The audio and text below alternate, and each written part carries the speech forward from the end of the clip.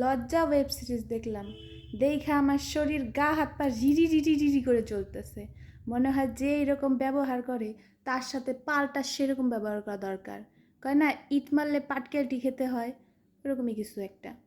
মানে বরটা যা ইচ্ছা তাই করে ওরে গাইল পারতেছে, মানে কোনো জায়গা, স্থান, কালপাত্র কিচ্ছু দেখতেছে না। বেডরুমে একা একা গাইল পারলে তাও মেয়ে মানুষ সহ্য করে, কিন্তু লোকজনের সামনে গাইড পারলে পরে কেউ সহ্য করে না। আমার তো মানে মাথা দেখার পর থেকে টন টন টন টন করে ব্যথা করতেছে, বাপরে বাপ। ওই লোকটারে পাইলে আমি তো সবার আগে সার্ফে চলে ভিজাইতাম, তারপরে বাংলা সাবান দেওয়া কাচতাম, কাইচা তারপরে ধুইয়া চিপ্পা মেইলা ওয়াশিং মেশিনে দিয়া বাইরেয়া কী যে করতাম, আমার মাথায় কাজ করতেছে না। মেন কথা ওরে মেইলা দিতাম, টনটনা রোদ্দে শুকায় ইস্ত্রি করে তারপরে ভাঁজ করে আলমারিতে তুলে রাখতাম। এমন বর ঘরে থাকার থেকে আলমারিতে থাকা ভালো।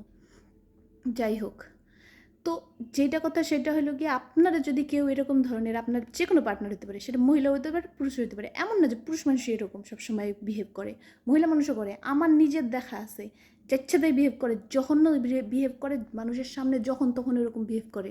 আবার পাশের লোকটা আবার থাকে কি সাপোর্টিভ, বলবে কি যে আরে ও তো ওইরকমই, আরে ওর কথাবার্তাই এরকম, এই কিছু মনে করিস না। তো মনে করিস না মানে, মানুষের সামনে যখন তখন অপমান করবে আর কিছু মনে করবেন না আপনি, তখন আপনি ওইরকম হয়ে যাবেন। আপনিও একদম যখন ওকে বলবে দূর বা, তখন আপনিও বলবেন তুই বা, তোর 14 গোষ্ঠী বা, তোর পুরা খানদান বা। বলবেন না কেন? অবশ্যই বলবেন, বলতেই লাগবে। আপনি না বললে আপনি পাগল হয়ে যাবেন।